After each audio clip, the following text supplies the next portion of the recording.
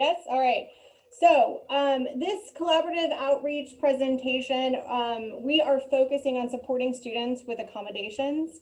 Um, as I said, I'm Assistant Director of Student Accessibility and Resources, and as some of you or most of you are probably familiar with, a lot of the accommodation requests are going to be coming from us or to us when we are talking about students with disabilities. So what I want to do in this presentation, since it is a faculty and staff presentation, we're not going to do a deep dive into only faculty or only staff related issues. I'm going to try to give you guys a good survey of what our mission is as the Student Accessibility and Resources Office or STAR office, who we are, and kind of why we do what we do, what specifically we do, in a practical sense, what students can anticipate and expect when they are either referred to our office or they find us themselves. And then we're going to pivot and talk a little bit about how faculty, both faculty and staff, can help us with the accommodation process. Accommodating students with disabilities, while we have our office that's designated as the Students with Disabilities, Resource Office, it is a campus-wide responsibility. And I want to make sure that we provide you the information and resources that you can, so that you can help participate in and help us coordinate those accommodations that we are approving for our students. And then at the end, I'm going to hopefully provide you guys with some useful information about universal design and how to incorporate that into presentations and to your course designs. So without further ado, I will get into it. Our mission as the Students Accessibility and Resources Office is to provide individualized services and supporting accommodations to students with disabilities with the goal of promoting each student's learning experience by facilitating accessible programs and services while fostering self-advocacy skills. We work campus-wide to provide consultation, training, and advisement on disability-related topics, and collaboration to remove barriers and foster an all-inclusive environment for personal and academic success for students with disabilities. So that is a mouthful. Basically, the takeaway from that is that we wear a lot of hats. So right now, obviously, we are participating in that consultation and training and advisement portion, but we have so many other lanes that we inhabit. And I do want to hit on a lot of that in this presentation, particularly, the individualized services and accommodations that we approve, how we facilitate that, and how we work with y'all's offices and departments in getting those accommodations up and running for our students so that they can have an equal access to the education that we are all tasked with providing them. So first things first, let's go a little bit into our office, the practical stuff. This picture in this slide is a photo of the outside of the SAR office, the front door and the windows leading into our lobby. We are on, if you aren't familiar, and some of you, if you are new to the institution, and especially if you're like me and you started during the pandemic time, you may not be familiar with a lot of different areas on campus. So we are on the second floor of the University Center. I have our office hours and our contact information on there so that when I provide this presentation, I think we're probably going to be emailing after this. So that you'll be able to contact us if you have any questions about anything that I have to say today. So this is the SAR office is when you go up those stairs in the University Center, it dead ends into our office. And then we also have the testing center, which is right next door. And we will talk a little bit about that testing center as well. Our staff right now, we are comprised of 3 people, but we are very excited that we are getting a 4th person in our office, Jess Garms, the adaptive technology specialist. As I already said, I'm the assistant director here. We also have Ashley Davis, who is our coordinator. She and I are the primary contacts when we talk about approving accommodations for students with disabilities. Jess Garms, the adaptive technology specialist, is also going to be working with students, but staff as well and faculty when they have questions about the technical side of getting those accommodations up and running. And we'll talk a little bit more about that later on. And then of course we have Heather Bloodsworth that many of you may have already contacted. She's our testing coordinator. She is great. And she runs the testing center, which is right next door to our office. So this next slide, we have a picture of the interior of the testing center. That is also on the top floor of the University Center right next door to us. Right now, we do have 14 stations for students to test and 7 individual testing rooms that are options for our students. I will say now that we do have some COVID concerns, obviously, and some tweaks to some of our policies that y'all may not be familiar with if you are used to testing in non-pandemic times or helping coordinate that. We do have social distancing in the testing center and are really utilizing the individual testing rooms primarily. I've also provided the contact information there if you guys do need to contact Heather or us about any kind of testing concerns. We do, as I've already discussed, the accommodated testing, but we also provide other resources for the campus, and that includes national and state testing. The most common would be the TSI and the CLEP. If you have any information or any questions from students about any sort of testing, you can give us a call. That is not an exhaustive list that I have up there. And Heather Bloodsworth is a great contact, and she'll be able to let you know whether or not we can accommodate them. Right now, because of the pandemic, testing is by appointment only, and that may change in the future though, and we will let y'all know if that does happen. Okay, so we're gonna switch gears right now and talk a little bit about what the SAR office does generally. So what I first wanted to give you is kind of a snapshot of the students that we are providing services for. So right now, fall 2020 semester, we have 712 students who are active and registered with our office. 239 of those students have been diagnosed with ADD or ADHD. 41 have some form of physical disability. We have 16 students who are deaf or hard of hearing. 662 that have some form of psychological disability. And honestly, the most common that we've seen, and we have seen an increase too, particularly in students who have anxiety and depression concerns. The other big area of concern and our most common disabilities are those learning disabilities, 418 for this semester. And that does appear to be growing every semester, as the same with the psychological disabilities as well. Learning disabilities can be anything from dyslexia, reading comprehension disorders, dyscalculia. It really does run the gamut. And then chronic illnesses, we have 52 students currently, and those are of particular concern this semester because we have some very specialized accommodations that we've been approving related to the pandemic. I wouldn't be surprised if we did see an increase, particularly in the psychological disability realm, because a lot of our students are dealing with increased anxiety and a lot of isolation a lot of times, since they are, kind of stuck in their housing right now and don't have that social engagement that they normally would in a regular semester.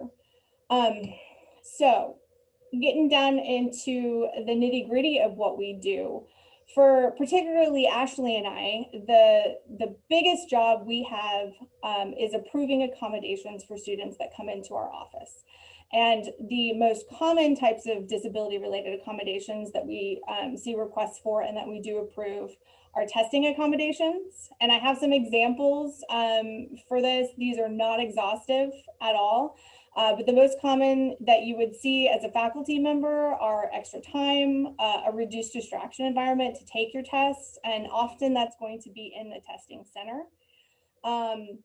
If a faculty member can accommodate any of these, we highly encourage that, since, as I said, we are only 4 people. So we definitely do need help in providing those accommodations that we approve. We can also provide testing aids and more information about what those testing aids and the specifics for all of these accommodations are for faculty if they have questions. So classroom accommodations that are fairly common would be something like note-taking assistants, sign language interpreters, live captioning of the lectures, and we coordinate that with both the professors, the captioners, or the sign language interpreters, and the students. And then any sort of adaptive furniture, potentially, if the physical environment itself is not already accessible to our students, particularly students who have any sort of physical disabilities. Like I said, those examples are not exhaustive because every determination that we do for our students is individualized, and it's based on the need of that particular student and the supporting documentation that they provide us. Other aspects of our office are the assessment and coordination of assistive and adaptive technology. As I said, we have our very first adaptive technology specialist that's going to be starting October 19th. Their name is Jess Garms, and I am really looking forward to providing more services for our faculty members and staff in the outreach and training aspects of what we do.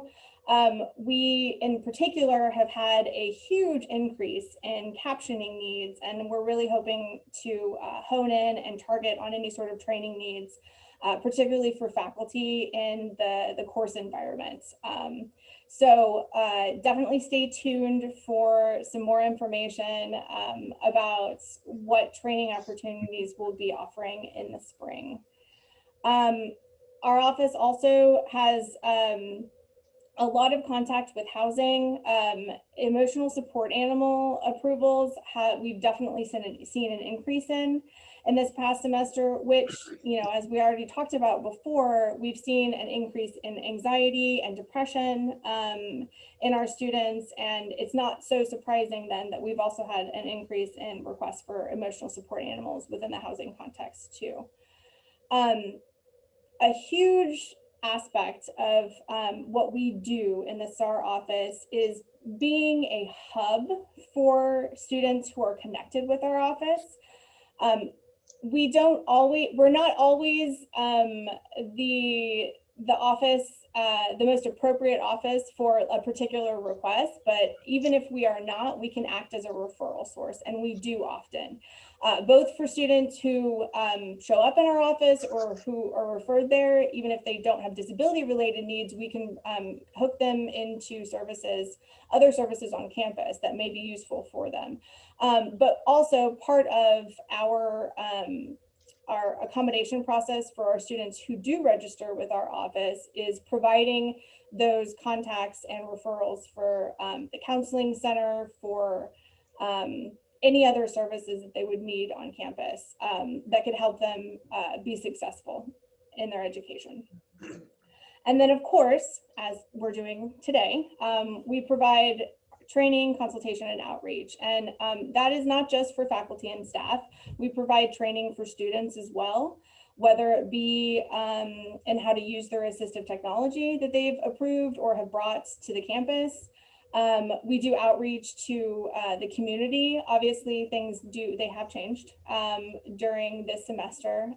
Hopefully in the spring, we'll be able to do more community outreach and be able to actually, instead of doing webinars, be able to see and meet y'all on campus as well. And then we also provide referrals for students who need assistive technology or adaptive technology to third parties as well, like Lighthouse for the Blind, to do assistive technology assessments. So that is a little bit about what we do. As I said, you know, we wear a lot of hats, and a lot of times we are a good place to refer students if you don't know how to help them, so that we can help act as that hub for the students and connect them with other places and other resources on campus. So I wanted to talk a little bit now about what the student can expect when they start the accommodation process with our office. So first things first, the students do need to submit an application, and I've provided you the link for our application here, as well as the picture on this slide that's depicting the top part of our application. When the student clicks on the link that I've provided, it will take them to this page and start the registration process. They will need to fill in their demographic information, their name, their telephone number. It will ask them about their disability, and then it will also ask them what sort of accommodations they're requesting and what sort of accommodations they've received in the past. So this starts the ball rolling with us. After they submit the application and upload documentation for our office, then starts the intake process.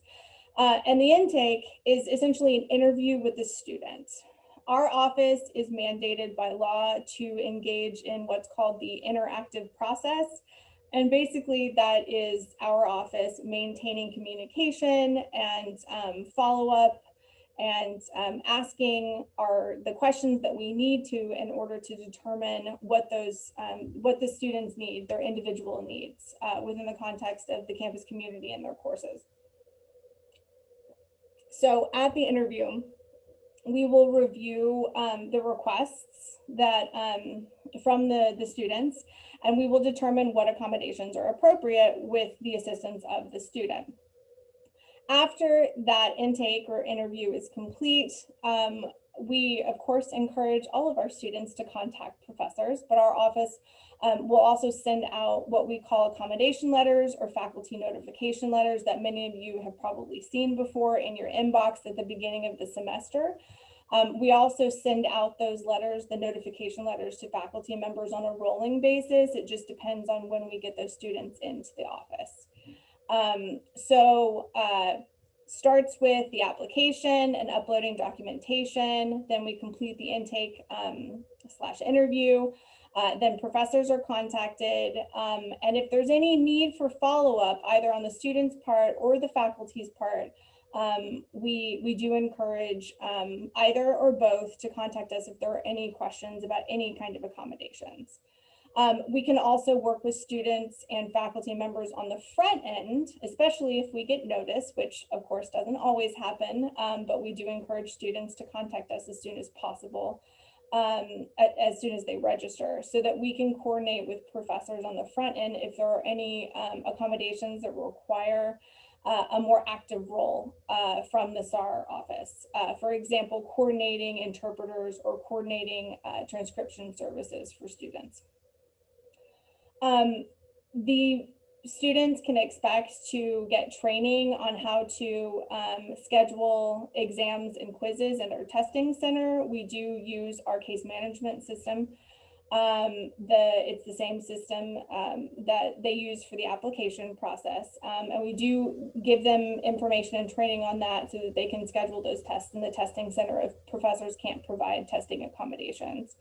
And then, of course, like I've already said, we provide them with referrals after or during the intake to other resources on campus if the student needs to, say, go to the counseling center and start receiving services there, or needs to be hooked up with the Dean of Students office, or any sort of academic resources that we could give them as well.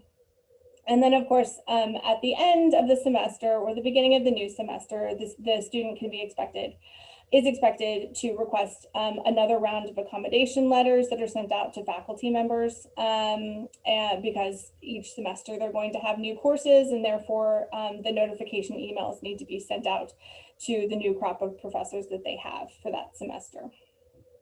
So that is a little bit about the student expectations, what they can assume to, the process they can assume to go through when they contact our office. I've touched on some of the COVID considerations that we've had to implement during the semester. Just so all of y'all know, if you do refer students to our office, in a typical semester, we would have face-to-face intakes or interviews with the students in our offices, but due to social distancing concerns, we have switched to a Zoom format for those students. Unless there are extenuating circumstances, we can of course provide accommodations for those students who need to do it in person. We are right now still having one student in the office at a time, also due to social distancing concerns, and one student in our adaptive technology lab, which is situated inside the main SAR office. Our testing, I believe I've already mentioned, is also by appointment only, and that is because we need to make sure that we have space for all of our students. So we have 14 testing spots in our main testing area, but we are only using a few of those at a time. So we need to make sure have enough notice from students so that we can make sure that they have a spot in our testing center when they need to on the date and time of that test. And just in general, because we have seen such an increase in anxiety-related needs, we are we've had an increase in direct student contact, especially with our new students who are brand new to being registered with the SAR office or new to UT Tyler. We're doing a lot of increased communication with them, whether that is follow-up meetings, sometimes weekly meetings, a lot of phone calls, emails, and we're trying to increase our texting as well, just sort of like run the gamut on any form of communication we can have with them so that they have us as a contact and they know that they can come to us if they have any questions or concerns during the semester. So we're going to pivot now to faculty and staff, the faculty and staff participation in the accommodation process. I'm going to start with faculty and then move on with the staff, but a lot of what I'm saying about our working with the faculty will also apply to staff. So the first and the easiest thing a faculty member can do to help us accommodate students with disabilities is to go ahead and put our SAR language in their syllabus. We have an updated syllabus language, and I've added that. I'm not going to go through it. Don't worry, I'm not going to read this whole thing. It will be here for you when we send this PowerPoint out to you, so you can copy and paste from it.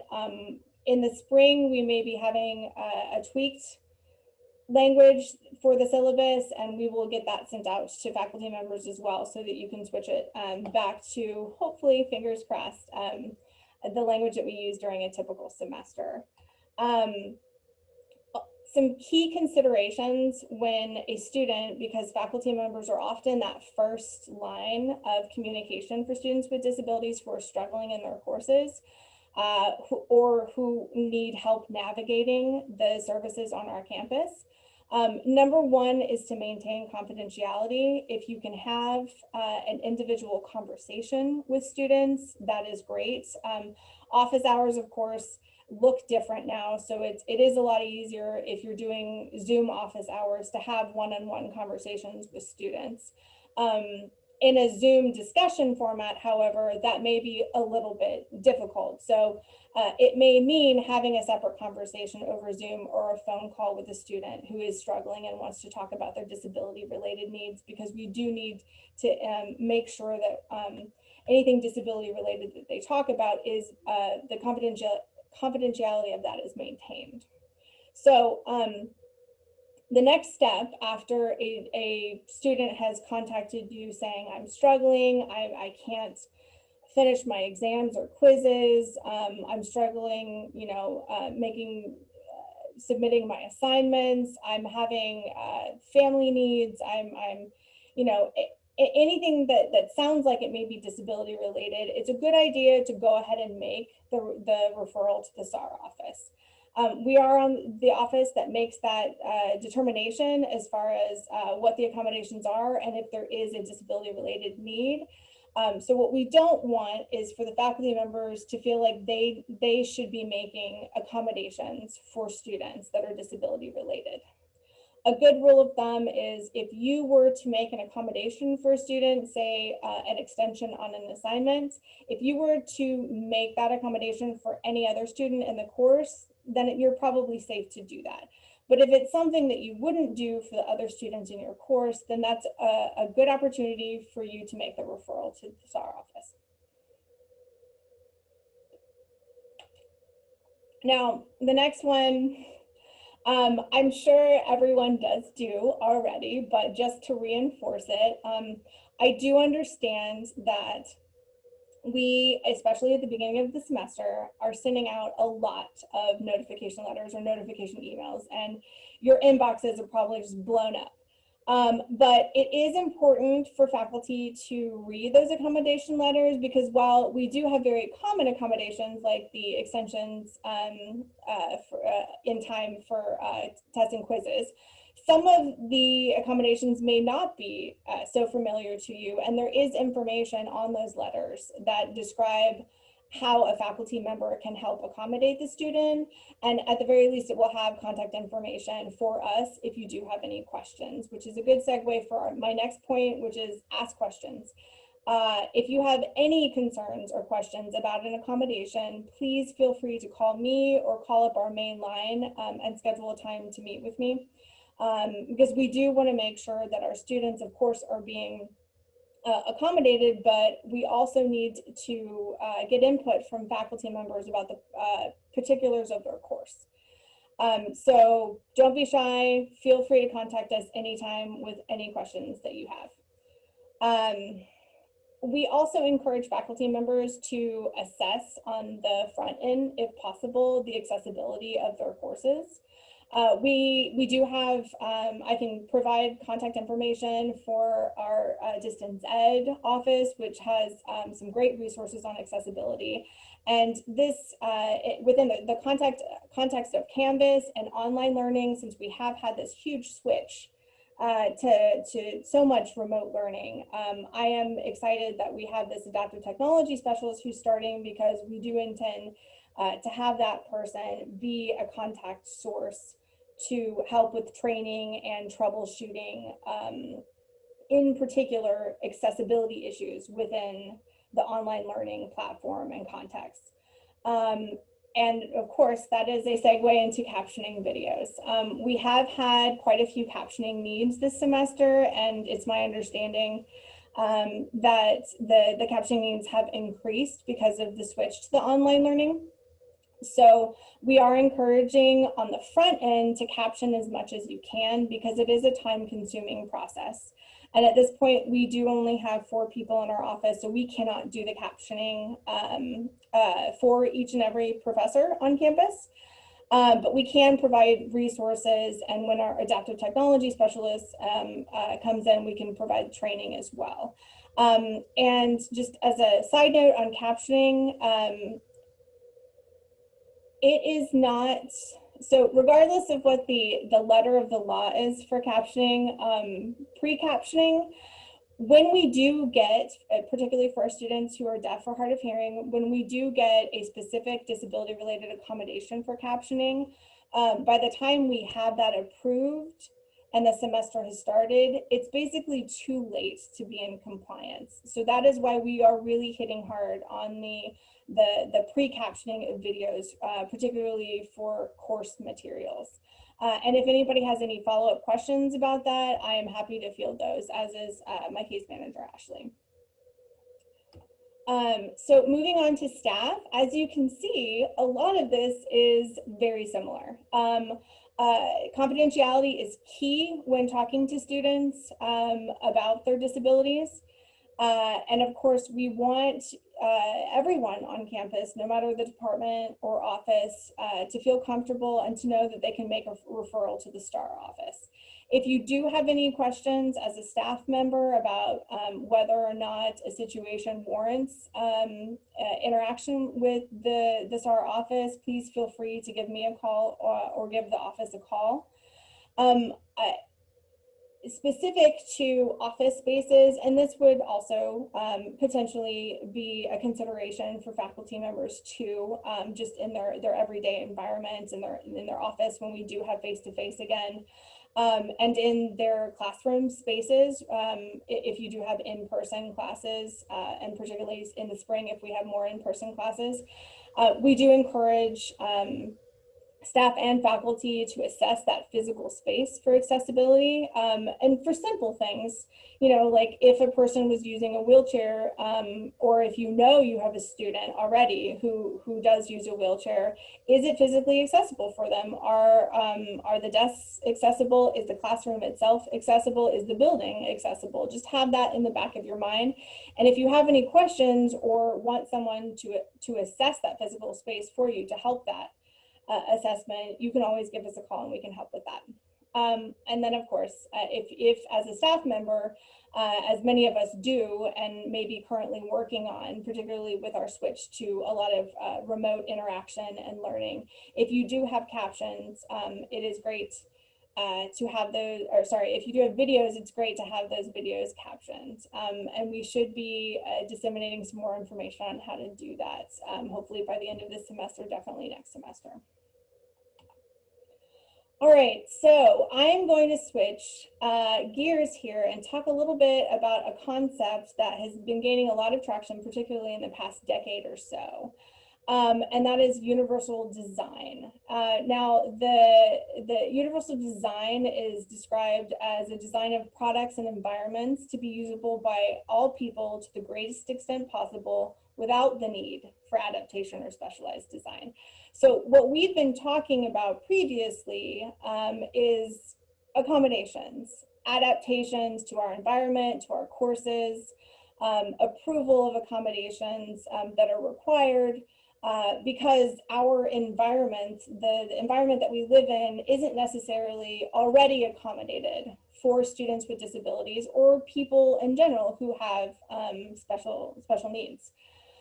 So the thought process behind universal design is essentially an attempt to circumvent the need for interaction with an office like mine. So it recognizes that we as humans have different learning styles, we have different backgrounds, we come from different countries with we have different first languages, and many of us have disabilities as well with very specific needs. It rejects the traditional concepts of planning for the average person, or in the campus environment, the average student. I think anyone who has spent enough time in higher education or in education at all can say that average student is hard to define, and it's changing, and at this point it may mean very little. What universal design does when it's incorporated into the pre-planning and conceptual framework of our course designs, our environments, our workspaces, it really does minimize that need for those special accommodation requests that often come through our office or through HR if you are a staff member. So the next 3 slides, I have 3 separate photos, and I really like these pictures because they give you a good idea of the spectrum of accommodation in a learning environment. So the first photo is, it's a picture of a traditional classroom. We have rows of desks with those old school traditional desk areas that are just on the right side. And you can see there's not a lot of space in between these desks. The desks, they're static. And if someone, say, needed to use a wheelchair, it would be very hard to navigate this situation. So we would consider this more of an exclusive classroom design.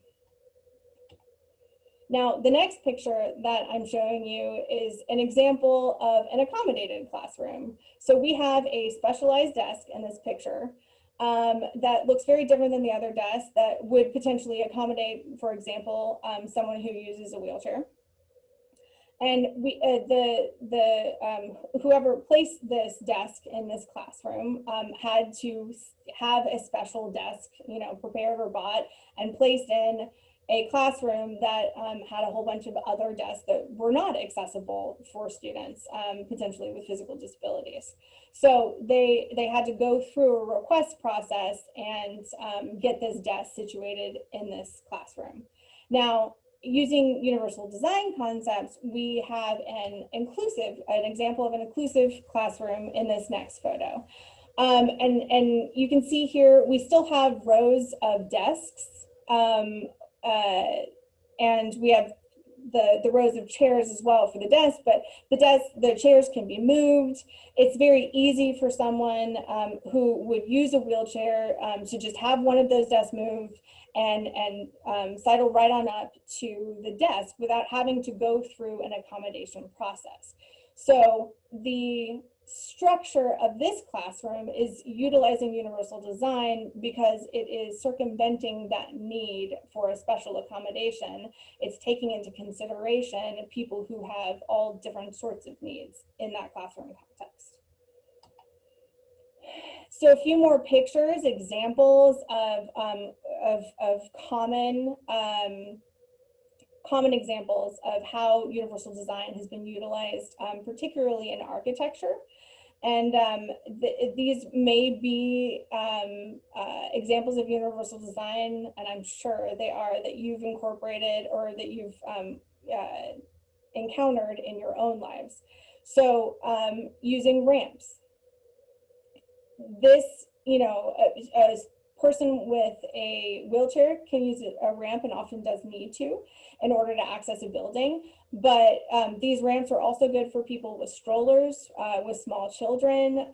If you have, any sort of problems going upstairs, that it may not rise to the level of a disability, but it's still more comfortable for you to use a ramp instead of stairs. Same with curb cuts. Also, it's great for people with disabilities, but it's also good for all sorts of people. Once again, small children using strollers, people who get distracted easily. And then down at the bottom, we have a photograph of a newscaster in front of a football field. And this is a really good example of using captions. Captions, very common for people who are deaf or hard of hearing, but also they help individuals who English may not be their first language, individuals whose learning style is different and maybe is more focused on reading instead of auditory processing. So in this example, we have the captions down below the screen in front of the newscaster, and then we also have the example that's circled up above with the open captions that the whole stadiums can see. And so individuals who are deaf or hard of hearing can engage, but then other individuals with other needs can also engage more fully in this experience. So these are the probably the most common examples that are given and that we see on a day-to-day basis when we talk about universal design. But universal design can also be incorporated in our presentations on our campus and in our course design. And that's what we're going to talk about now. And I'm going to give you some examples. What we're going to do is go through questions to ask yourself on the front end when you are planning your courses. And then the challenges for your more typical types of instruction, particularly within the course design context, and the universal design strategies that you could potentially implement. So in the planning process, if you do choose to incorporate concepts of universal design in your presentation planning if you're staff, or in your course design if you're faculty, first question to ask yourself is, what are the essential components of the presentation or classroom? And after you have answered that question for yourself, what is fundamental for your course, what your student learning outcomes are, what you're trying to the information that you're trying to give to the students or the faculty members or staff, depending on the presentation. Get a good concept of those essential components, and then ask yourself, how can I present content in the most flexible manner without compromising the essential information? And that is key. We, of course, want to help promote universal design in all of our course planning and our presentation planning, but there will still be some instances where accommodations are going to be necessary. And that's when our office, the STAR office, will step in and we can help with that in the student side of things or on the faculty or staff side as well. So after you get your answers to your questions during the planning process, then we'll go into how to actually implement that. So I've broken it down into the various types of classroom experiences or presentation experiences that a student or a staff may encounter in a presentation or a course. So some most common would be lectures. The biggest challenges that we have for accessibility a lot of times for lectures is that students need to have sustained concentration during lectures. You also need to have fluency in whatever language is being spoken in that lecture. Retention of information is key, and a lot of our students, of course, are going to be taking notes during lectures. So this can be challenging for individuals who have certain disabilities, say have physical disabilities and can't do note taking. Our students with ADHD who get distracted a lot of times, but even our students and staff or faculty who maybe English is not their first language, and so it takes a little bit more time to process the auditory what's happening in the classroom. So some universal design strategies that you can incorporate could be posting PowerPoints on an accessible website, whether that be Canvas or another website that you use, or handing out the presentation so that they can use the PowerPoints afterwards as well. Providing periodic breaks, especially for those classes that are like your 3-hour classes or that go on for extended periods of time. A lot of students, they can experience that fatigue. It's you've got the brain drain if you have lectures that are going on and on. Some physical space considerations would be assuring that the actual amount of space that you have is sufficient, particularly for students who may be using a wheelchair or a cane if they are blind or have low vision. Lighting and acoustics for interpreters and for captionists, and enough space as well for interpreters and captionists for our students who are deaf and hard of hearing. And then, of course, allowing time for questions and clarification at the end. A lot of this, I'm sure, particularly faculty members, you are very used to already incorporating in your courses. So for your courses or your presentations that do incorporate videos, films, or PowerPoints, some of the challenges that you can run into or a student can run into is that it requires the processing of visual informations for the videos and the films. And then lighting, of course, is important too when you're trying to view the in particular videos and films. So some universal design strategies that help students with disabilities, but that can also help people who learn differently or who are, once again, English language learners. Always use captioned audiovisual media. And I know I've brought this up time and time again, but it really is an important tool for not just students with disabilities, but all sorts of learners. And as I said, if we caption on the front end, then we don't have to worry about accommodating students after a accommodation request, a formal accommodation request has been approved. Some other considerations: preparing slides with solid light dark contrast. So the lettering that I'm using here is a dark black with a white background. So that is very important for some of our students with visual impairments in particular. And then of course using 30-point font for presentations, but the best practice is generally 18-point font for handouts if you do handouts. And then of course describing images, as I tried to do. Hopefully I was sufficient at describing the images, the pictures before in this presentation. And then providing descriptions within your presentations, particularly for your PowerPoints or whatever lecture materials that you use, like PowerPoints. So for written exercises in presentations or in your in-person courses, some of the challenges that our students could face would be that it requires reading, writing, and access to the print and English language fluency. So a lot of our students, they struggle with reading, they struggle with writing, and sometimes print is not the most accessible format for them. We do have many students who have been approved for alternative format text, so e-text. They utilize that with text-to-speech software because reading is one of the biggest difficulties for them. And in a college environment, of course, reading is key. So some universal design strategies to help those students, but also other students who may have different learning modalities, would be to consider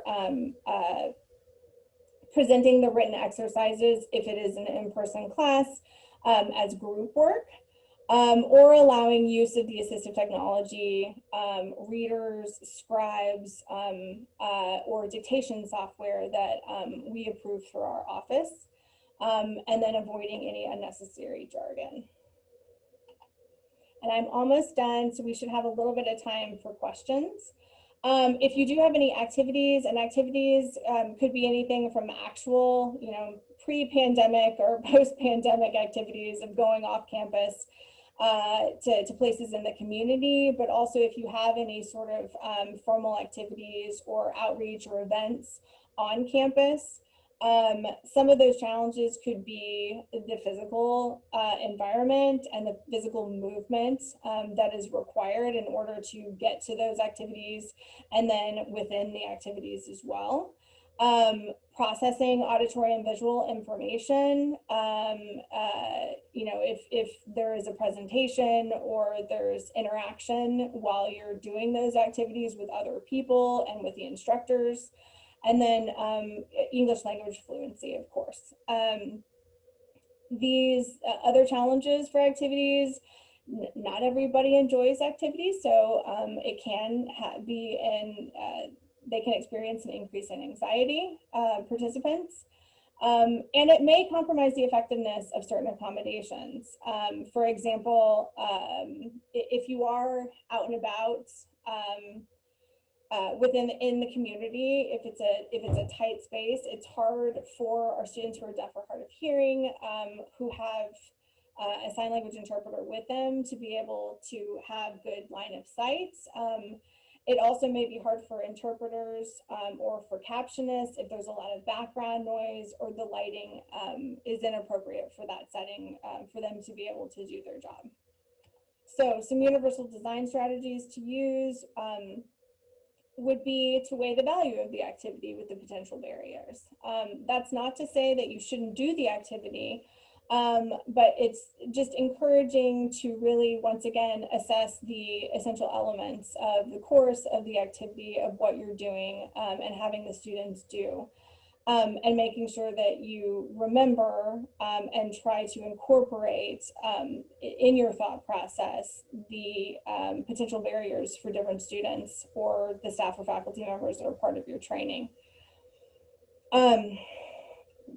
It is important to provide enough space for ease of movement and communication. And once again, that's often for students with physical disabilities, or who perhaps are, they have someone with them like a sign language interpreter.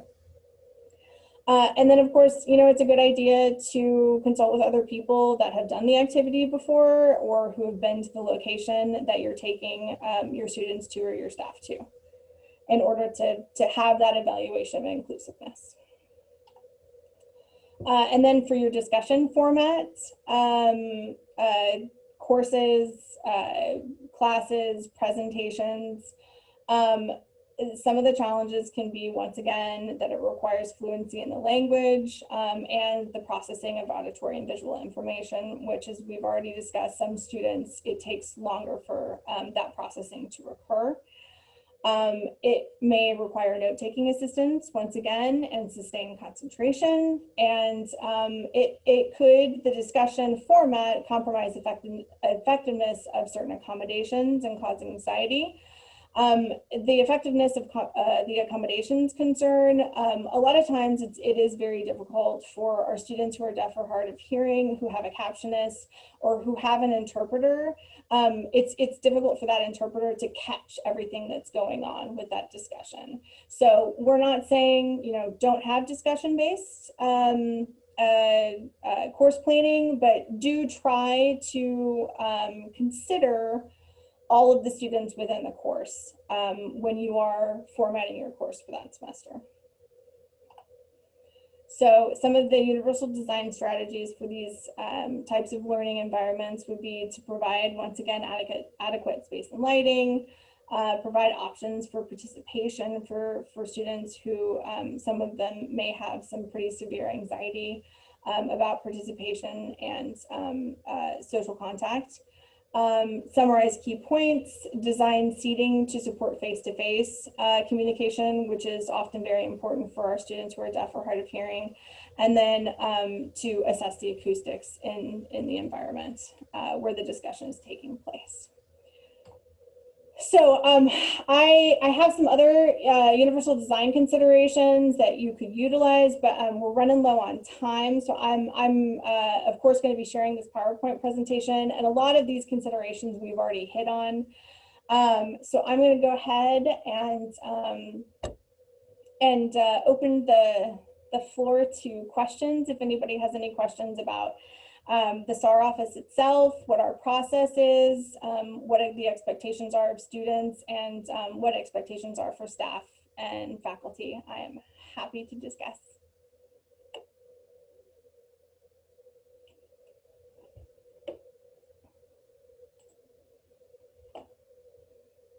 Okay, and we have some questions, I think, in the chat section.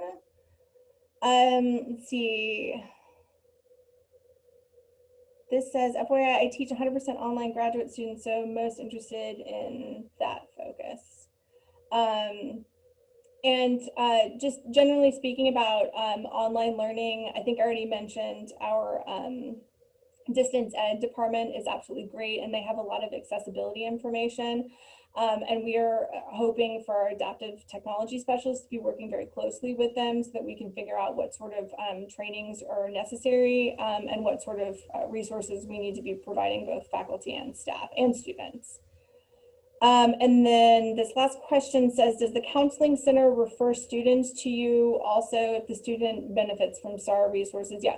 So we have a very close relationship with the counseling center. Ashley often refers our students to the counseling center, and we certainly get referrals from them as well, and all over campus. I have a next question. It says, for events, how soon would SAR need to know in order to be able to provide accommodations for students? That's a really good question that I didn't touch on as far as the responsibilities for who is providing the accommodations. So the most common accommodation we get a question about for events would be something like captioning or for coordinating sign language interpreters. Each office is in charge of, or division is in charge of coordinating and paying for sign language interpreters or captioners.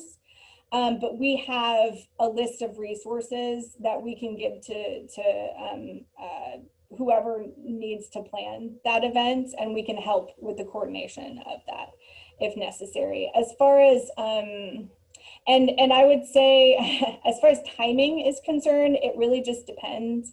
It is always good to